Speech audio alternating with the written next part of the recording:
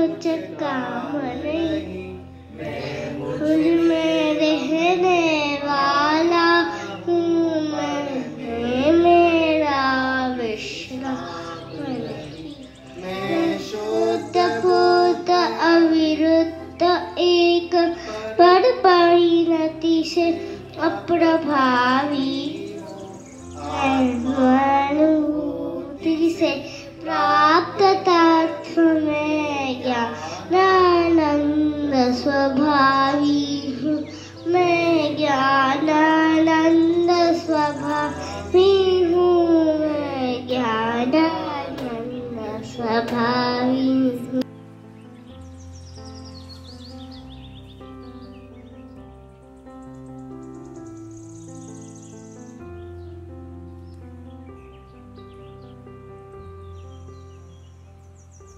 गोरा में, काला में, छोटा में, पतला में, धनवान में, सेठ में, जो भी है सोसाइटी का अध्यक्ष, सचिव है ना, मिनिस्टर, व्हाटएवर जो भी हम हैं, वो हम कौन सा मान रहे हैं? जो है नहीं उसे माने बैठे हैं, और जो एक्चुअल में है उसे हमने अनादिकाल से नहीं देखा है ना। हमारे श्री गुरु कहते हैं कि भाई आप एक बार तो जो है वो अंतर में देखो, क्योंकि धर्म तो अंदर की बात है।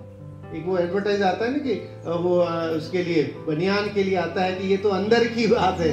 तो ऐसे ही जैन धर्म को जानना ये अंदर की बात है। जैन धर्म कैसे जानने में आएगा साहब?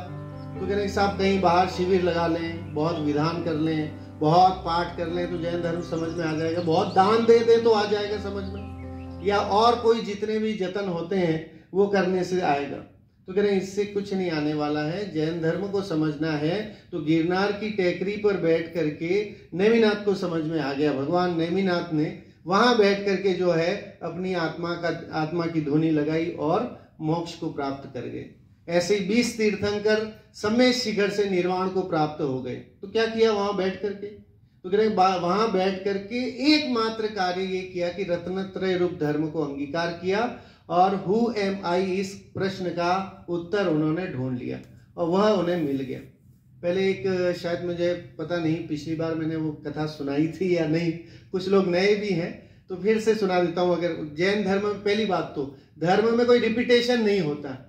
जो चीज आप जैसे आज उठे हो, आज जो खाया था ना तो कल भी तो खाओगे, परसों भी खाओगे और डेली खाओगे, है ना। हम वही चीजें खाते रहते हैं, थोड़ा बहुत चेंज होता है कभी, है ना, स्वाद के हिसाब से, लेकिन फिर भी हम बोर नहीं होते। इतने अनादिकाल से खाते आ रहे हैं, लेकिन हम खाने पीने में, है ना, विषय सामग्री को इकट्ठा करने में कभी बोर नहीं होते।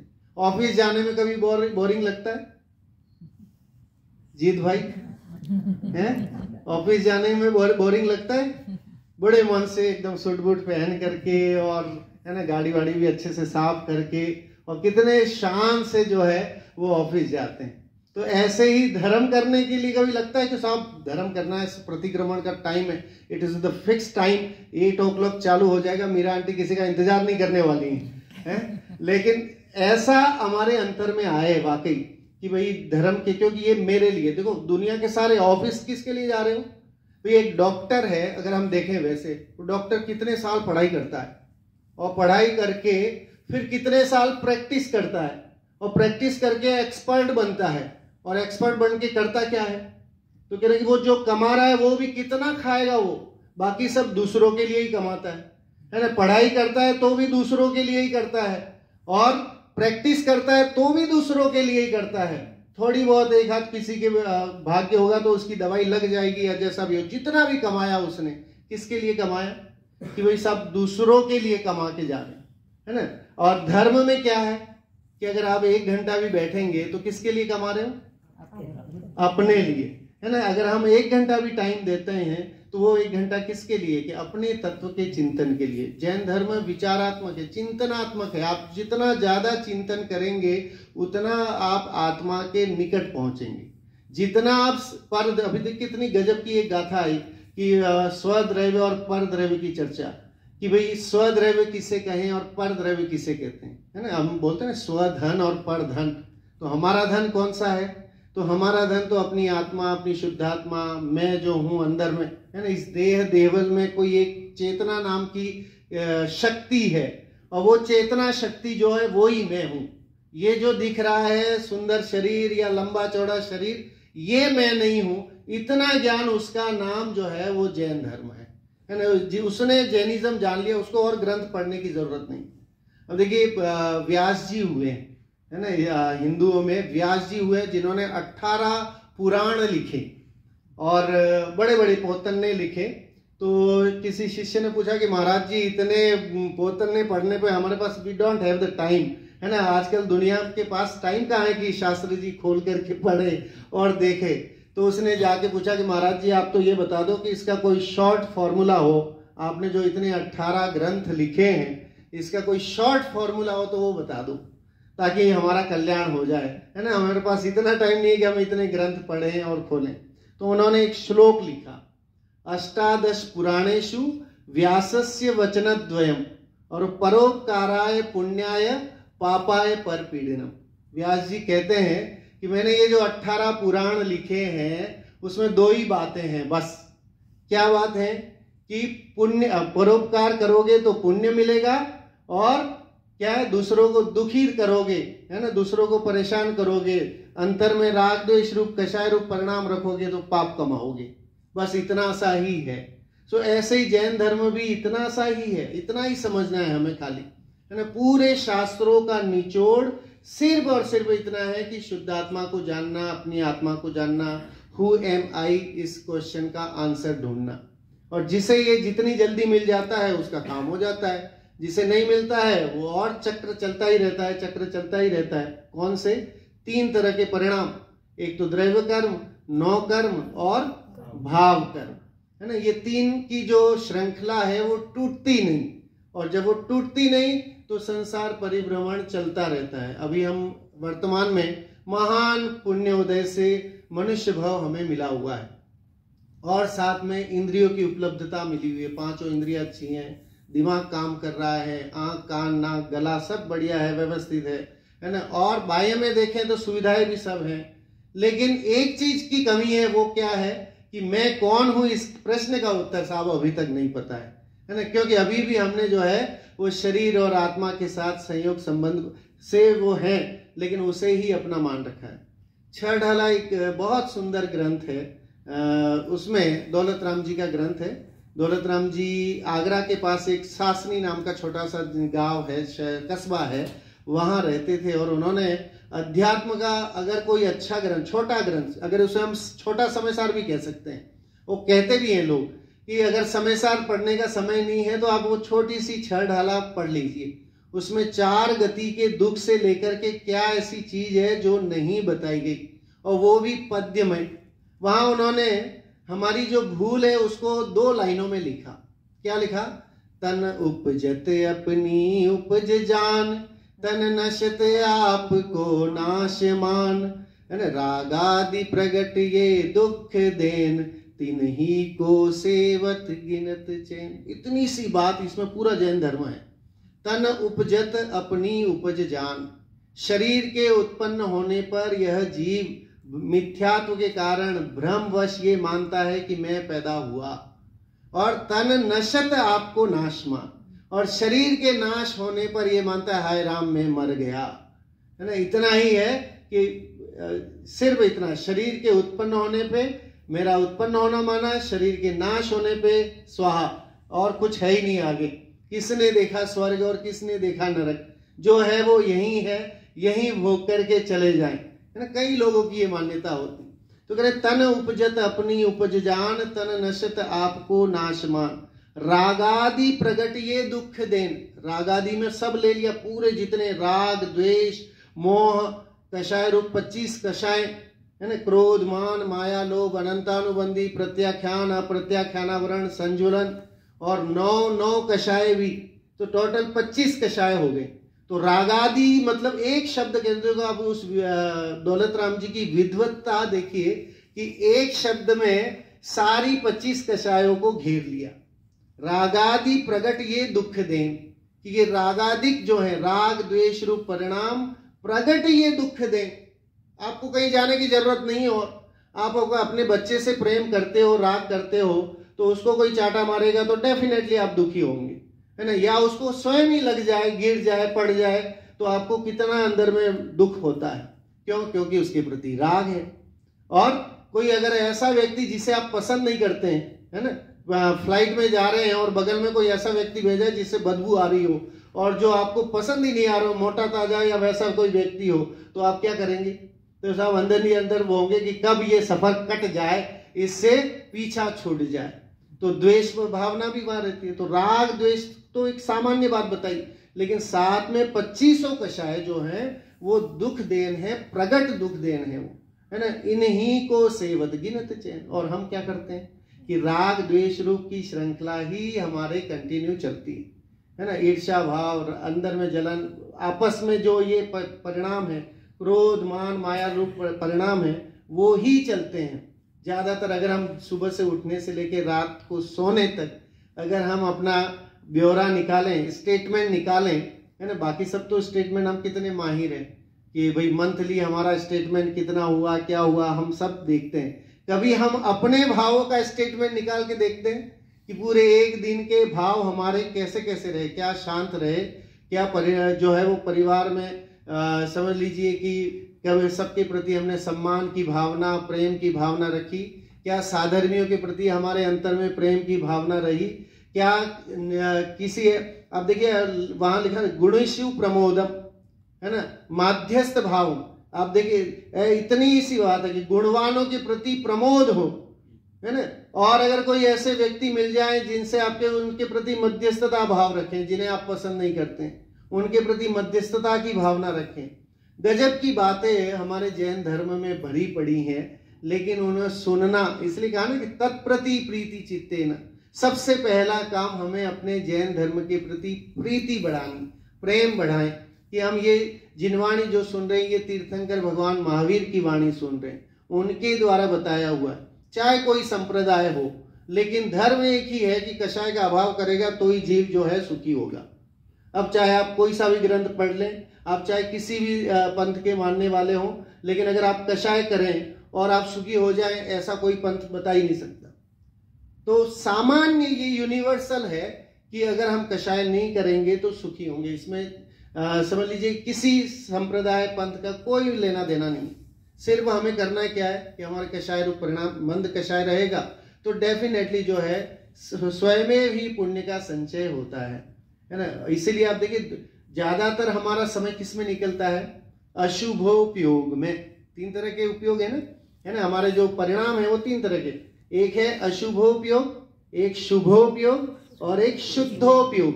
शुद्धोपयोग तो इम्पॉसिबल, भूल जाइए, अभी है ही नहीं।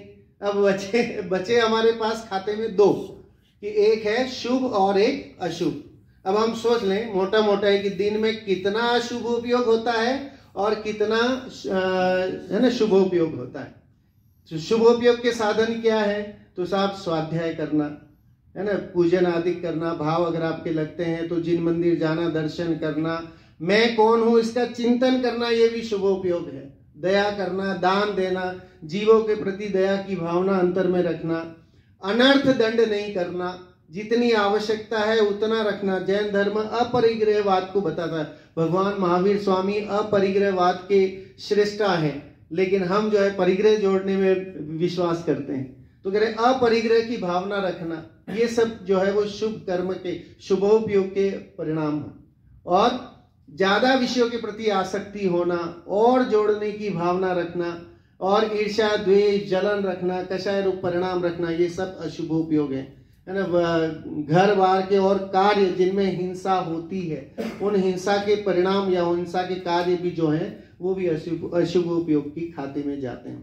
तो ये हमें बहुत ध्यान रखने वाली बात है, क्योंकि 10 लक्षण धर्म 10 गुणों को विकसित करने वाले धर्म हैं। आप देखिए सबसे पहला क्रोध, फिर मान, माया और लोभ, ये फर्स्ट 4 दिन तो कषाय के अभाव करने के स्वरूप ही धर्म प्रकट होता है। पहला उत्तम क्षमा, सब आप मिच्छामि दुक्कडम किसको बोलेंगे? कि जिसके प्रति मन में जो है, मन में कुछ और है ना, वचन में कुछ और क्रिया में कुछ का कुछ। हमारे मुनिराजों का क्या है? इन तीनों में सिमिलरिटी है। मन में होए सो वचन उचरिए और वचन होए सो तन सो करिए। कि आपके मन में जो है वही आपकी वाणी में होना चाहिए, और जो आपकी वाणी में है वही आपकी काया से झलकना चाहिए। तो कोई बात है, लेकिन हमारे मन में कुछ और भरा है ना, वचन में हम कुछ और बोलते हैं और काया में हम कुछ और ही करते हैं, तो वो सही बात नहीं है। सही बात क्या है कि तीनों में एक रूपता होनी चाहिए। निर्ग्रंथ मुनिराज जो हैं वो चाहे कोई उनके सामने आकर के नतमस्तक हो तो प्रसन्न नहीं होते, कोई आकर के उपसर्ग करे तो दुखी नहीं होते। समता भाव अंतर में। रानी और श्रेणिक राजा का उदाहरण यशोधर मुनिराज का घटनाक्रम आता है। तो जब वे श्रेणिक राजा उपसर्ग करते हैं और चेलना रानी उपसर्ग दूर करती है, तो ऐसा जब ध्यान से बाहर आते हैं तो ये नहीं कहते हैं कि भाई तेरा तो अविनाशी है ना, तो क्या कहते हैं, चेलना तुम्हारा तो कल्याण हो और श्रेणिक राजा तुम 7वें नरक में जाओगे। क्या कहते हैं, दोनों के लिए एक लाइन, धर्म वृद्धि रस्तु, कि हे जीवो तुम दोनों के लिए ही धर्म की वृद्धि हो। क्या हमारे में वो क्वालिटी आती है कि कोई हमारा बुरा करे और हम जो है वो उसके लिए ये भावना अंदर में ये ला सकें कि भाई तेरा धर्म का कल्याण, तेरा अविनाशी कल्याण हो, ऐसी भावना हम अंतर में कर सकते हैं। जैन धर्म तो ये कहता है। हमारे मुनिराज तो उनकी काया से ये झलकता है कि चाहे कोई उनको मारने आए, छेदन भेदन कुछ करे, तो भी जो है वो उनके प्रति किसी तरह का राग द्वेष रूप परिणाम नहीं रखते हैं, सदा काल वीतरागता वर्तती है। तो वैसी वीतराग भाव हमारे अंतर में आने चाहिए। समय तो बहुत तेजी से दौड़ रहा है, लेकिन फिर भी 10 लक्षण पर्व की एक जयमाला है, उसमें इन 10 भावों को जो है 10 विकारों को हटा करके 10 गुणों को प्रकटाने की गजब की यहाँ ध्यानित राय जी ने उस सरली जयमाला में वो पंक्तियां लिखी हैं। छिमा जहां मन होई, अंतर बाहर शत्रु न कोई, उत्तम मार्दव विनय प्रकाशे, नाना भेद ज्ञान सब भाषे, उत्तम आर्जव कपट मिटावे, दुर्गति त्याग सुगति उपजावे, उत्तम सोच लोभ परिहारी, संतोषी गुण रत्न भंडारी, उत्तम सत्य वचन मुख बोले, सो प्राणी संसार न डोले, उत्तम संयम पाले ज्ञाता, नर भव सफल करे ले साता, उत्तम तप निर्वांछित पाले, सो नर कर्म शत्रु को टाले, उत्तम त्याग करे जो कोई, भोग भूमि सुर शिव सुख होई, उत्तम आंकिंचन व्रत धारे, धर्म परम समाधि दशा विस्तारे, उत्तम ब्रह्मचर्य मन लावे, नर सुर सहित मुक्ति फल पावे। 10 धर्म जो हैं उनकी एक एक चीज की बताया कि उत्तम क्षमा जहां होगी तो वहां पर कोई शत्रु नहीं होगा। आपका शत्रु भी है और आपने उसके प्रति क्षमा भावना रखा, तो आपका शत्रु कहां से होगा। तो क्षमा धर्म जो है वो हमारे शत्रुओं को खत्म कर देता है। अब कोई शत्रु हमारा बचा ही नहीं, इस पूरे यूनिवर्स में हमारा कोई शत्रु नहीं। इस पूरे यूनिवर्स में जितने भी जीव हैं वो सब हम एक श्रेणी के हैं, है ना। जो निगोद में सो ही मुझ में, सो ही मोक्ष मझार, ऐसा कहा जाता है। जीव अपेक्षा से देखा जाए तो निगोदिया जीव भी जीव है, ज्ञान दर्शन स्वभावी है, और मेरा जीव भी ज्ञान दर्शन स्वभावी है, सिद्धों का जीव भी ज्ञान दर्शन स्वभावी। What is the difference? कोई डिफरेंस नहीं। ज्ञान की अपेक्षा से कोई डिफरेंस नहीं, लेकिन पर्याय की अपेक्षा से डिफरेंस है ना। वो कर्मों की अपेक्षा से डिफरेंस है कि हम जो है वो संसारी हैं और वे मुक्तात्मा हैं। एक हिंदी के कवि हुए मैथिली शरण गुप्त जी, उन्होंने गजब की, मतलब इतना तो नहीं, लेकिन उन्होंने ये लिखा कि पूरे यूनिवर्स में जितने मनुष्य हैं, उन्होंने मानवता की बात की। उनकी कविता का नाम भी है मनुष्यता, और उसमें उन्होंने पूरे विश्व के जितने मनुष्य हैं उनको अपना भाई बंधु मानो, ऐसा लिखा है ना। अपना जैन धर्म कहता है कि चींटी को भी अपना मानो, है ना, वो भी हमारा वो है। छोटा से छोटा जीव भी जो है उसे मारने की बात नहीं करते, तो वो अहिंसा धर्म है। तो उन्होंने कहा पूरी मानवता की बात की, उसमें उन्होंने लिखा मनुष्य मात्र बंधु है, यही बड़ा विवेक है। कह रहे कि हम ये माने कि इस यूनिवर्स के जितने मनुष्य हैं वो हमारे भाई बंधु हैं, ऐसा सोचना ये सबसे बड़ा विवेक है। मतलब आप सोचिए, वो तो वहां तक गए, लेकिन हम अपने जैन धर्म के हिसाब से अगर देखें तो जीव मात्र को अपना मानना यही सबसे बड़ा विवेक है। तो हर एक जीव को भगवान माने, हर एक जीव में सिद्ध बनने की लायकात को माने, तो कभी भी हम हिंसा की ओर अग्रसर नहीं होंगे। इस तरह से हम अहिंसा धर्म को अपनाएं। इसी मंगल भावना के साथ जय जी ने। सिद्ध भगवान आदर्श तुम्ही मेरे, आप साथ में दोहराइएगा। अशरीरी सिद्ध भगवान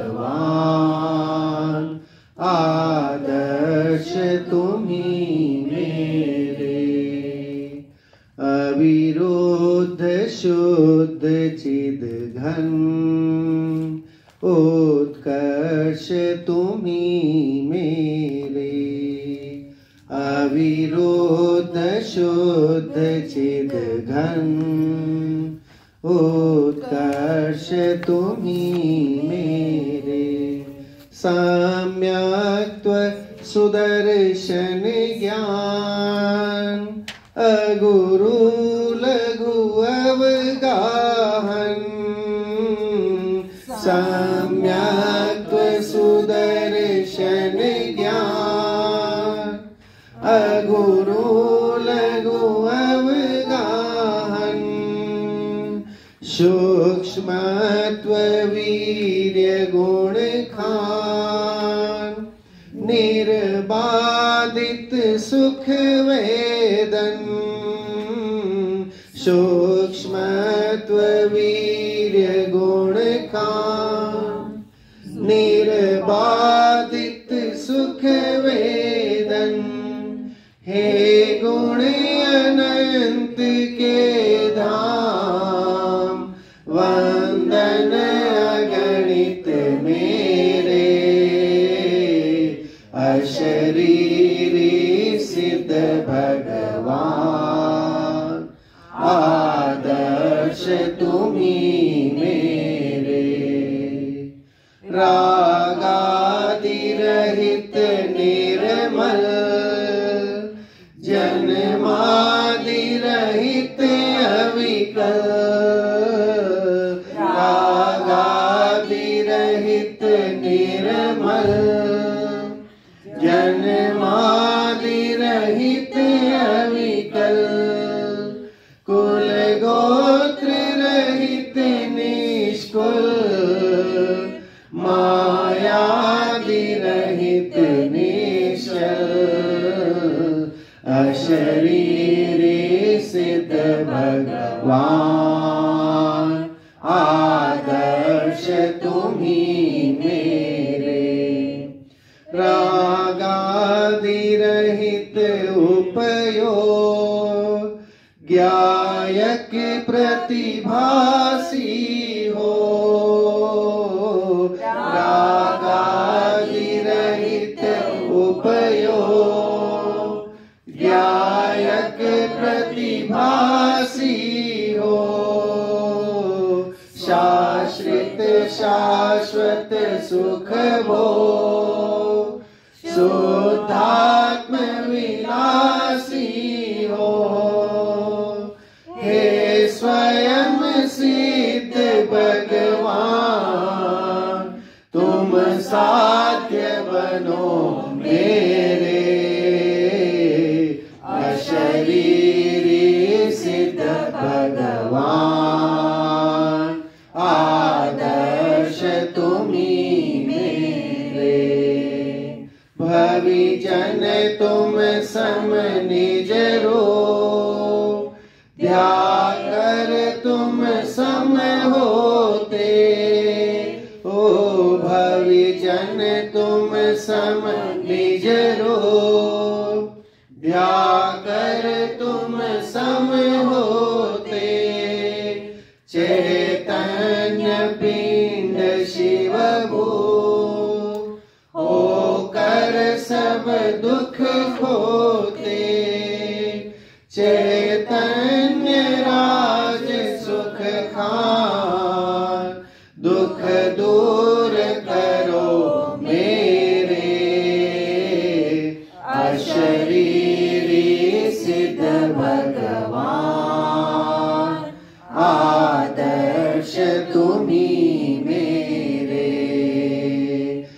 अशरीरी सिद्ध भगवान, आदर्श तुम्ही मेरे। बोले 24 तीर्थंकर भगवंतों की जय। आओ रे ज्ञानानंद खिलाएंगे, वेद ज्ञान की सौरभ से निज नंदन वन में खाएंगे।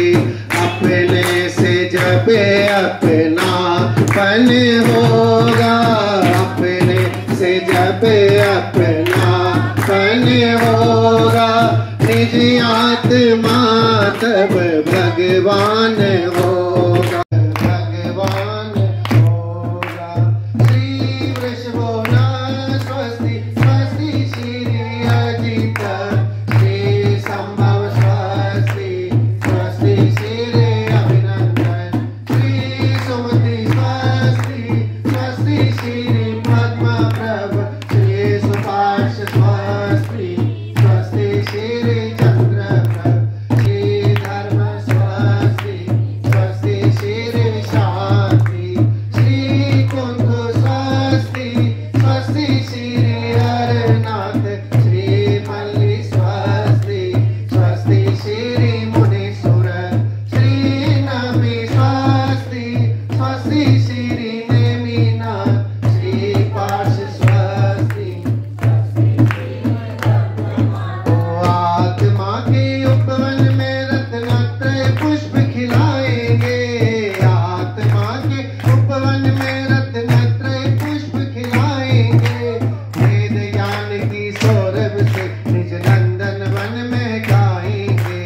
अपने से जपे अपना पन होगा, अपने से जपे अपना पन होगा।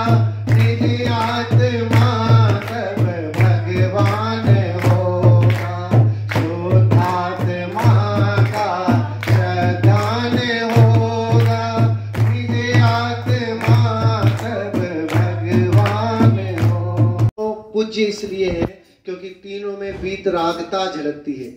तीनों का एक कॉमन अगर लक्षण कहा जाए तो वो क्या है कि हमारे देव भी तीनों ही बहुत ही उत्कृष्ट कोटि के हैं। इनकी आज हम यहाँ पर देव शास्त्र गुरु की पूजन यहाँ पर लेंगे। जब भी हम अपने अतिथि को बुलाते हैं तो डेफिनेटली हम सोफे पे नहीं बैठे रहते हैं, घर में नहीं बैठे रहते हैं, हम खड़े हो जाते हैं, है ना। और फिर उनका तो यहाँ पर मैंने थोड़ा सा मॉडिफिकेशन किया। पृथिव्याम त्रीणि रत्नानि, दर्शन ज्ञान चारित्राणि, और मूढ़ई पाषाण खंडेशु रत्न संज्ञा विधीयते, है ना। इस धरती पर, इस यूनिवर्स में तीन ही रत्न हैं, सम्यक दर्शन, सम्यक ज्ञान, सम्यक चारित्र। क्योंकि ये तीनों हमें निराकुल सुखी बनाते हैं। और दुनिया में ये जितने हीर, पन्ने, माणिक, मोती, दुकान, व्यापार, समाज, ये कोई काम आने वाला नहीं है। परिवार काम नहीं आने वाला, अपना शरीर भी काम नहीं आने वाला, है ना। सबसे निकट का पड़ोसी कौन है? तो कह रहे हमारा शरीर। तो शरीर काम आने वाला है मुक्ति में। तो कह रहे मुक्ति में बाहुबली का काम नहीं आया, भरत जी का काम नहीं आया, आदिनाथ प्रभु का शरीर, तो हमारा क्या काम आएगा? तो ये शरीर भी हमारा नहीं है। तो शरीर से भी विरक्ति करके, वैराग्य करके और ज्ञान स्वरूपी अपनी शुद्ध आत्मा को अंगीकार करने की बात हमारा जैन धर्म बताता है। रत्नत्रय को अंगीकार करने की बात बताता है। सम्यक दर्शन पूजा का अर्घ यहाँ पर हम लेंगे। जल गंधाक्षत चारु, दीप धूप फल फूल चरो, सम्यक दर्शन सार, 8 अंग पूजो सदा, 8 अंग पूजो। देखा नहीं जाता है लेकिन ही हैज ए लेग्स, उसके पास पैर है, चल तो सकता है ना। अंधा चल सकता है, लेकिन और पंगु जो है वो चल नहीं सकता लेकिन उसके पास आंखें हैं। और एक आलसी है जो वैसे ही बैठा हुआ है, कुछ नहीं करना चाहता है। तो ये तीन व्यक्ति अगर जंगल में आग लग जाए तो जिंदा रह सकते हैं क्या? तो ये अंधा है वो तो चलेगा ही, कहाँ जाएगा उसको पता ही नहीं। पंगु है वो चला ही नहीं जा रहा बेचारा, वो भी मर जाएगा। और आलसी जाना ही नहीं चाहता है तो वो मर जाएगा। तो अब क्या करें? तो इसकी एक युक्ति है। क्या युक्ति है? कि अगर जो है पंगु जो है अंधे को अपने कंधे पर बिठा दे, है ना, और आलसी को भी थोड़ा सा हड़का दे और कहे कि चल भाई साथ में, है ना, तो फिर क्या हो सकता है? तीनों मिल जाएं तो अपना रास्ता पार कर सकते हैं। सेम वही है कि हमें भी जो है सम्यक दर्शन ज्ञान चारित्राणी मोक्ष मार्ग, तत्वार्थ सूत्र का सूत्र है। भगवान उमा स्वामी कहते हैं सम्यक दर्शन ज्ञान चारित्राणी मोक्ष मार्ग। इसमें अब देखो चारित्राणी इस बहुवचन है ना, चारित्राणी मतलब जो 3 चीजें लगाते हैं तो अपने यहाँ बहुवचन हो जाते हैं। मैं तो हिंदी का अध्यापक हूँ इसलिए आपको एक वचन और बहुवचन भी पढ़ा रहा हूँ, लेकिन जब एक चीज होती है तो एक सिंगुलर प्लूरल बच्चे भी जानते होंगे है ना, प्लूरल। सो प्लूरल क्या है, चारित्राणी। चारित्राणी कहने से बहुत सारे आगे, मतलब सम्यक दर्शन भी आ गया, ज्ञान भी आ गया, चारित्र। लेकिन मोक्ष मार्ग है एक वचन लिख दिया उन्होंने। मतलब क्या उमा स्वामी को संस्कृत नहीं आती थी? आती थी, लेकिन वो मोक्ष मार्ग है क्यों लिखा? इसलिए लिखा ये बताने के लिए कि ये सम्यक दर्शन, सम्यक ज्ञान, सम्यक चारित्र, इनका टुगेदरनेस, ये साथ में मिलकर के मोक्ष का मार्ग है। अकेला अकेला नहीं, अकेला अंधा कुछ काम नहीं कर सकता, अकेला पंगु कुछ काम नहीं कर सकता, अकेला आलसी कुछ काम नहीं कर सकता। तीनों मिलेंगे तो डेफिनेटली पार हो जाएंगे है ना, जंगल से पार हो जाएंगे। हम सबको भी भव से पार होना है ना, इसलिए नाम का उदाहरण है भव सागर है ना। इस पूरे संसार को क्या बोलते हैं? भव सागर। और भव सागर में हम क्या कर रहे हैं? गोते खा रहे हैं, डुबकियां लगा रहे हैं। हमने वो जैकेट पहना हुआ है तो डूब भी नहीं रहे और निकल भी नहीं रहे। सो हमें क्या है, धर्म का अगर मार्ग मिलता है तो हमारा काम बनता है। सो धर्म के सानिध्य में रहें। ऐसा मैं नहीं, ध्यानत राय जी आज से 400 साल पहले आगरा में हुए हैं। इन पर मैंने पीएचडी भी की है, ध्यानत राय जी के साहित्य पर पीएचडी है मेरा। और 10 लक्षण पूजन, 16 कारण पूजन, पंचमेरु पूजन, ये रत्नत्रय पूजन, ऐसी उत्कृष्ट पूजन लिखने वाले कोई भी जैन हो, चाहे है ना 13 पंथी हो, 20 पंथी हो, श्वेतांबर हो, हर कोई व्यक्ति जो है इनकी पूजनों को गुनगुनाता जरूर है बड़ी भाव से। और बहुत ही लय वाली ये पूजने हैं, इनको हम आगे पढ़ेंगे। आगे लीजिए।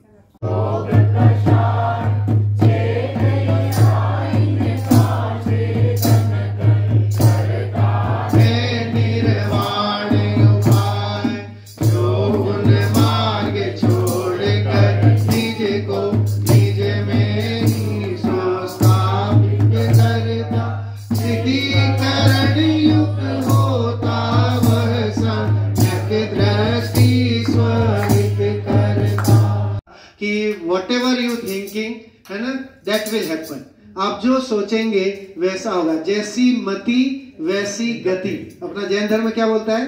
जैसी मति वैसी गति। आप जैसा सोचोगे आपके साथ आबो हवा में ओरा आपका वैसा ही बनेगा। If you thinking positive then definitely आपके साथ सब कुछ अच्छा होगा। ये हमारे शास्त्रों में कहा गया है। ये शास्त्र की एक गाथा है, उसका पद्यानुवाद हिंदी अर्थ है। देखिए लिखा, शुद्ध आत्मा जो ध्याता वह पूर्ण शुद्धता पाता। आज तक हमने आत्मा के बारे में सोचा ही नहीं, तो आत्मा कहां से मिलेगा? आज तक बारे में हमने मनी का सोचा है ना, पैसे का सोचा कि पैसा कैसे आए, ठीक है, बंगला कैसे बन जाए, एक कार से 2 कार कैसे हो जाए है ना, नौकरी में और इम्प्रूवमेंट कैसे हो जाए, बिजनेस में और एक नया बिजनेस प्रतिष्ठान कैसे बच जाए, उसका सोचते हैं तो वही बढ़ता जाता है ना। पैसे के बारे में सोचते हैं तो पैसा ही बढ़ता जाता है, ठीक है। घर के बारे में, परिवार के बारे में डेफिनेटली ये सही है। और जैसा आप अगर विषय कषायों के बारे में सोचोगे तो वही चीजें मिलेंगी। पंडित जी आपने बहुत अच्छा बताया, आज से तो मैं पैसे के बारे में ही सोचूंगा, ठीक है, ताकि बहुत पैसा आ जाए। सो हमें छलम न घेतव्यम है ना, धर्म में कभी भी छल ग्रहण नहीं करना चाहिए। हमें ये सोचना है कि हमारे मुनिराज जो है वो वन जंगल में जाकर के बार बार आत्मा का चिंतन करते थे, तो आत्मा मिली उनको मोक्ष मिल गया। क्यों? क्योंकि कंटिन्यूस, मैंने बोला रसरी आवत जात ते सिल पर पड़त निशान। तो कंटिन्यूटी होनी चाहिए कि हम बार बार सुबह उठे, शाम उठे, हमें अपने बारे में पता, मैं कौन हूं इसका परिचय भान होना चाहिए। ये पता होना चाहिए कि मैं जीवात्मा हूं, मैं एक सोल हूं, मैं एक आत्मा हूं, शुद्ध आत्मा हूं। किसी तरह का उसमें कोई विकार नहीं है, किसी के प्रति कोई राग द्वेष नहीं है, मेरा किसी से कोई लेना देना नहीं। किसी ने मेरे साथ कोई बुरा किया तो ठीक है ना, किसी ने भला किया तो ठीक। मुनिराजों का चरित्र देखें, हम हमारे आइडियल कौन है? तो हमारे आइडियल पंच परमेष्टि है, पंच परमेष्टि है ना। सो हमारे उसमें मुनिराज हमारे आइडियल है। तो मुनिराज ना काहू से दोस्ती ना काहू से वैर, वो ना किसी से दोस्ती रखते हैं ना किसी से वैर। क्या हमारी ऐसी परिणति नहीं हो सकती? अगर हम गृहस्थ रह करके भी इसका अंश भी अगर पालन कर लेते हैं तो हमारा गृहस्थ जीवन भी धन्य हो जाए, बहुत बढ़िया हो जाए। हमें विषयों के प्रति जो चाह है वो कम हो जाए, हम बार बार तत्व का चिंतन करने की भावना रखें, एक न एक दिन जरूर जो है उसकी प्राप्ति हमें होगी। बहुत ही गजब की बात। हाँ, प्रतिक्रमण में भी एक गाथा थी, है ना, जो शुद्ध आत्मा को ध्याता है वह पूर्ण शुद्धता पाता है। साफ एग्जाम्पल है, 2400 तीर्थंकर ने आत्मा को ध्याया तो उन्हें आत्मा मिली, ठीक है, और जो अशुद्ध को ध्याता है वह अशुद्धता पाता है। जो ये मानता है कि आत्मा और शरीर एक में एक है, देखिए ये जो मैं इतना लंबा चौड़ा दिख रहा हूं ये नितेश है, अगर मैं ये मान के बैठ जाऊं तो मैं बहुत बड़ी भूल कर रहा हूं, करता आ रहा हूं, है ना। लेकिन शरीर और आत्मा जुदा जुदा है ऐसा माने, क्योंकि हमारे 2400 तीर्थंकरों ने यही काम किया, उनके पास हमसे कमी नहीं थी, बहुत राजपाट था, वैभव था, हाथी घोड़े थे, हम पढ़ते हैं ना पूजन में और उसमें, है ना, लाखों करोड़ों हाथी और ये और वो सब आता है, उनके पास क्या कमी थी। लेकिन फिर भी नेमिनाथ भगवान को छोड़ करके जो है ना, और कहां पर, गिरनार की टेकरी पे जाके बैठना पड़ा। क्यों? क्योंकि आत्मा को ध्याना था, शुद्ध आत्मा को जानना था, और किसी से कोई विकल्प छोड़ करके आत्मा की शरण लेनी थी। इस कारण पर भावों में जो न मूड है, दृष्टि यथार्थ सदा जिसकी, जो पर द्रव्यों में नहीं फंसता है, राग रंग में नहीं फंसता है, रुपया पैसा घर बार इससे थोड़ा रहते हुए भी उससे अलग रहता है ना, वो ही वाकई में सम्यक दृष्टि, घर में रहते हुए भी सम्यक दृष्टि, है ना। हमारी परिणति ऐसी हो कि हम घर में है, भरत जी घर में रह करके भी वैरागी कहलाते थे, है ना, 6 खंड का अधिपति, चक्रवर्ती, 96,000 रानियां, हाथी घोड़ों की तो कोई कमी नहीं, पूरा 6 खंड उनके सामने नतमस्तक होता है ना। तो वो सारे मुकुटबंद राजा चक्रवर्ती के आगे नतमस्तक होते, पूरे वर्ल्ड के, पूरे यूनिवर्स के। और ऐसा जो भरत चक्रवर्ती, इतना राजपाट वैभव होने के बाद भी वो वैराग्य वृत्ति, उसको जरा भी उसके प्रति रुचि नहीं, तो वैसी परिणति हमारे अंतर में आए तो क्षमावाणी पर्व की सार्थकता है। तो हमें क्षमा दूसरों को नहीं करना है, हम किससे क्षमा करें साहब, हम ये तो सब दिखावा करते हैं कि सब मिच्छा में दुखड़म, मिच्छा में दुखड़म। क्षमा पहले अपने को करो कि हमने अनादिकाल से जो है आत्मा को नहीं जाना, हमने अपनी आत्मा के साथ कितना अन्याय किया है। सबसे पहले, है ना, हमें क्षमा अपने से मांगनी है, फिर दूसरों से मांगनी है। लेकिन कब? जब हम पहले स्वयं भीग जाएं अपनी आत्मा के उस आनंद में, और हमें लगे कि मेरी जो सोल है वो पवित्र है और मेरे अंदर कभी राग रंग विकार नहीं आए। लेकिन ये जो आ चुके हैं वो मेरी अज्ञानता है, मेरी, है ना, गलती है, इसीलिए उसको हम मिथ्या हुए बोलते हैं ना प्रतिक्रमण में, कि मैंने गलती से भी अगर किसी को, पर्याय दृष्टि से भी अगर मैंने किसी को कुछ देख लिया हो, स्वप्निल भाई देख लिया हो, उनको कुछ और देख लिया, अनिल जी को अनिल जी देख लिया हो, तो मेरे सारे पाप सारे जो है वो मिथ्या हो जाए, है ना। तो वो आज हम करेंगे अभी क्षमावाणी पूजन के साथ ही। लेकिन वो चीज हमें समझ में आनी चाहिए, दूसरे से मिच्छामि दुक्कडम कहने से पहले हम ये अंतर में दृढ़ निश्चय कर लें कि अब मैं जो है आज इस क्षमावाणी के बाद अगले साल तक एक न एक कोई प्रतिज्ञा लेके उठूंगा यहाँ से, है ना। कोई एक ऐसी प्रतिज्ञा, मैं आपको कोई बाउंड नहीं कर रहा हूँ, इट इज नॉट बाउंड। देखिए, करेभ्यो ऋषभादि 24 तीर्थंकरेभ्यो भगवज्जिन्स मार्गम निर्वपामिति स्वाहा। अभी बैठ जाएंगे एक